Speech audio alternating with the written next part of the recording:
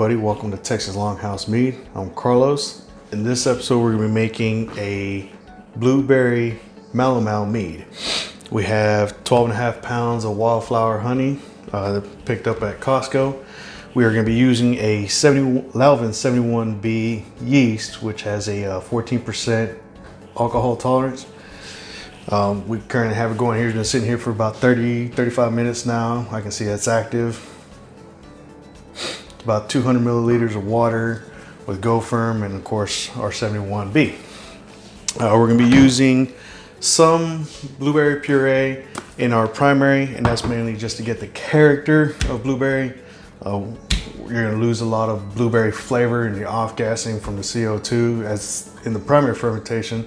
But what we're going to do is just get the character of blueberry into it initially, and then in the secondary we're going to have more blueberries as well as some other berries to make a mixed berry mead essentially. But for the primary we're going to be making the blueberry for the character of the berry mead. So we'll just put this off to the side. What we're going to start off with, as always, we're going to begin making our must. Take some of the water here, pour it in. This is a 5-gallon fermenter bucket. We're going to go between 4 and 4.5 gallons. Just pour some of this out.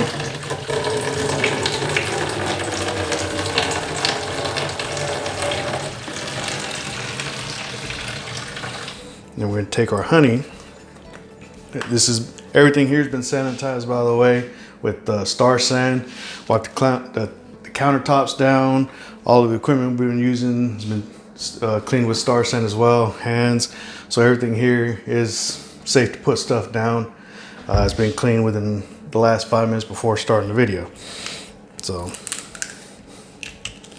anyways, take some of this, take some of my honey.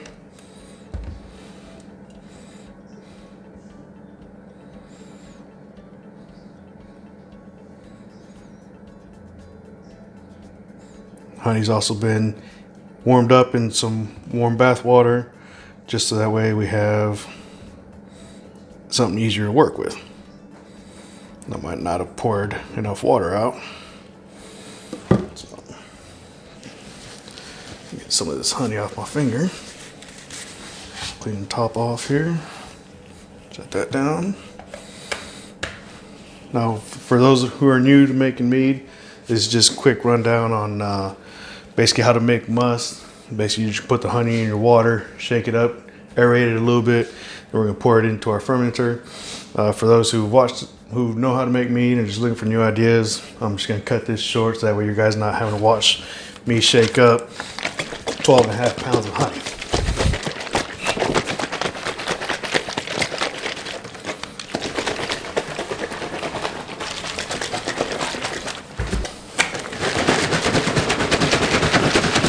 Almost there.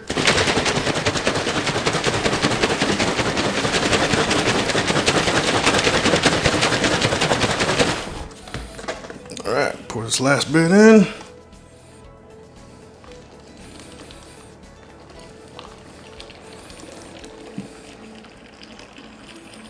Out of breath from shaking.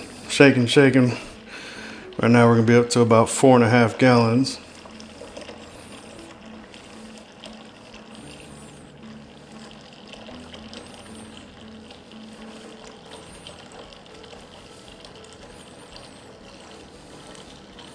Just letting it splash around, try to get some last minute air.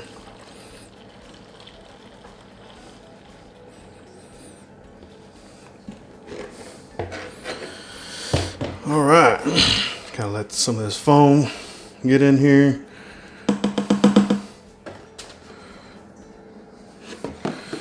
All right, we're gonna set this off to the side. Now what I wanna do is I wanna take a gravity reading now. The reason I say that is because, like I said, we're gonna add some more puree here, and that's gonna add sugars to our must. Well, like I said, I want our must to be about between 1.085 and 1.1. That's kind of a wide range, but 1.09 is gonna give us about a 14%.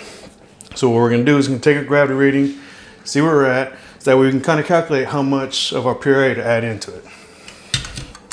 So again, We can oxygenate this. Again, everything here has been sanitized. So we're gonna put the turkey baster in, blow all the air in, try to add some more air into our must. Oop, a little too much air came out.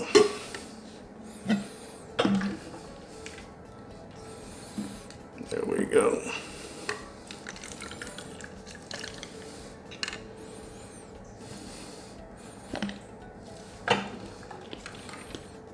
Now, this isn't going to add a whole lot of air, but more air is better than no air, especially in the beginning. She's bouncing pretty good right now.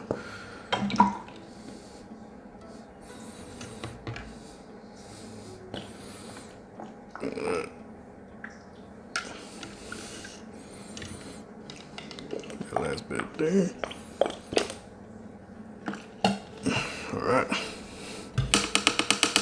Set that down.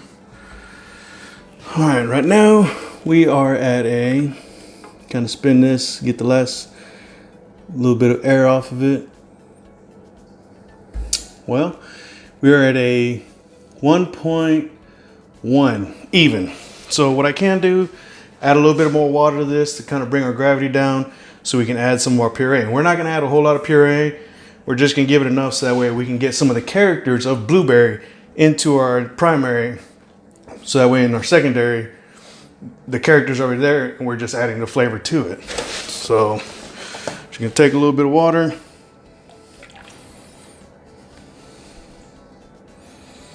Don't want to add a whole lot.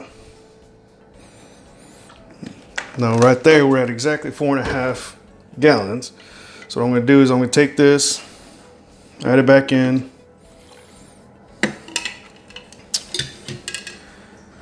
And then with our turkey baster, kind of stir things up just a little bit.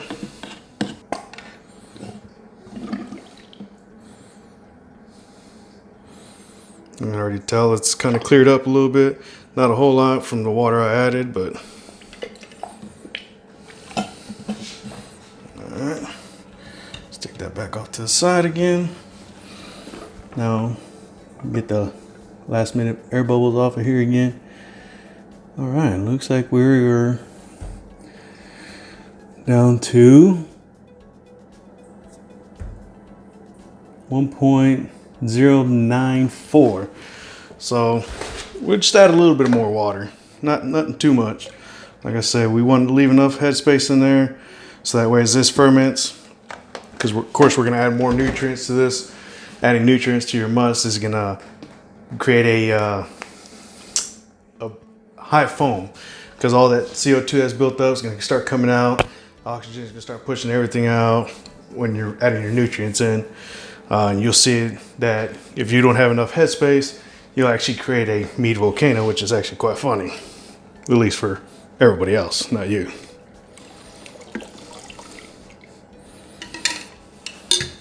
So again, just added a little bit more water. All right. Again, mix this up. I know some people will say, it's not enough headspace or whatever. I haven't had any issues, knock on wood, with headspace. I know that this here is pretty much enough to, that's floating pretty good. This here's about 4.5, 4 3/4 is the very max limit. So here we are at 1.9 even, 1.09 even. So add this back in, because then when we add our blueberry mixture here, our blueberry puree, that should put us at 1.1 even. All right.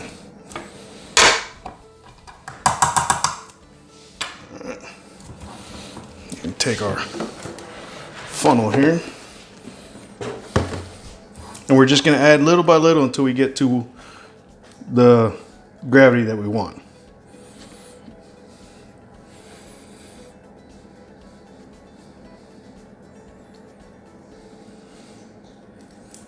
All right.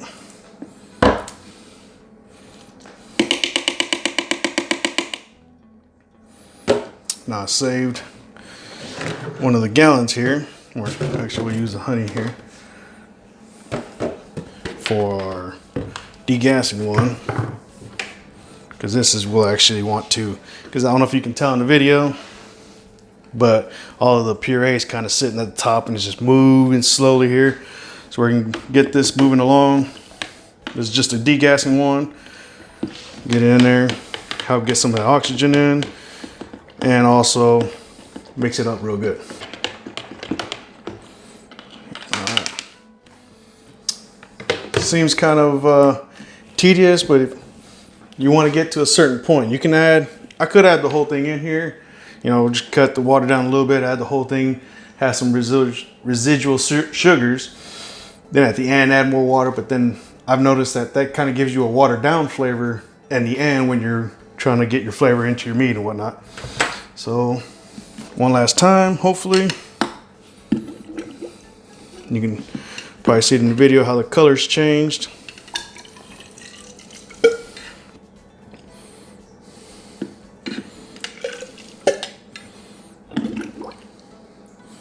Went from a nice golden brown to kind of a purple. All right, we're bouncing. Are we in? Yeah, we're off. So we are at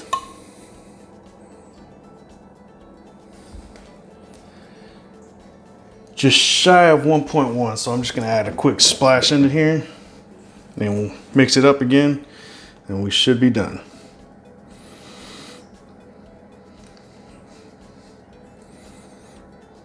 Again, I like my meads semi-sweet, you know, medium, you know, depending how some people describe it.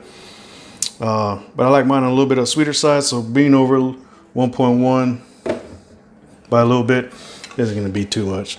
So pour this back in. Again, everything's been sanitized. Pouring it back in. You're just adding oxygen back and forth, so that shouldn't be a problem. So for this one, I'm actually gonna use my drill here to kind of stir it up really good.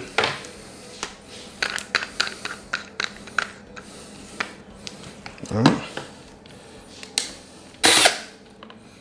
All right. Try not to drop this. Put that down.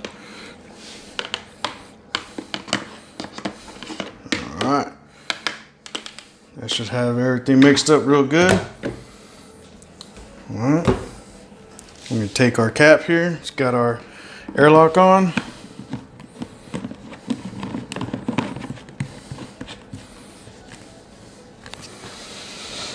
So for this, we'll just call it a 1.100. Like I said, it was just a tad under. And that last bit of puree, I should have brought it right up to 1.1. Might even be 1.10204, but that's very small amount when it comes to the end when calculating for your alcohol tolerance. Now, well, actually, like a dummy, I forgot. We're all human, sorry. Our nutrients, our Go Firm and yeast, actually. All right, okay. Swirl this around real quick, get the last bit. We'll actually want to stir this back in real quick.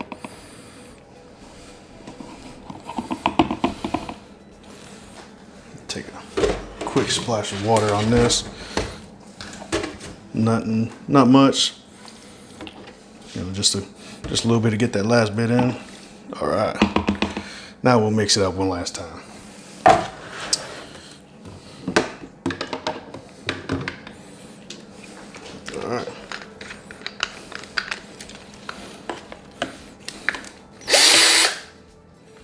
That should do it. Take that. Now we put our cap on. Clean this off a little bit. Towel has star sand on it as well, before someone chimes in and says you're contaminated. All right, stopper's on. You can kind of, oh, that was me pushing. But it should start fermenting before too long. So again, this is just our primary. Our secondary, we're gonna add some different berries into it, raspberries, blackberries, different bunch of berries like that. And then we're also gonna put some vanilla in it. Not sure how this is quite gonna turn out. I've talked to a couple other people and I've read a bunch of other different forums and reviews and stuff like that where people actually added vanilla to some of their berry meads, and it actually came out pretty good from what I was reading. Some people said it comes out like blueberry muffins. It's not quite what we're going for, but I figured a hint of vanilla, you know, it's not gonna be too much, but just a hint. I think it kind of set it off from other people's blueberry meads and stuff like that, or different mixed berry meads. It's just an idea, something I wanted to try out. Like I said, it's not going to be too much, just enough to maybe get just a hint of vanilla in the end. So for now, we're just going to let this sit, let us do a magic. We're also going to do a nutrient addition to this, which I have. We're going to add Fermented O. It's going to be a total of 16 grams total, so 4 grams per addition. So 24 hours from now, I'm at my first one, 48, 72, and then at the 1/3 sugar break. So we won't do that in this video, but just so you know, that's what our mead recipe is calling for. Once it's done fermenting, I'll bring you guys back. We'll rack it off of everything, put it into a secondary or conditioning. And then we'll add our other berries into it, as well as our vanilla bean. So again, thank you. Hopefully you guys try this out. Let me know what you guys think. Until then, see you later.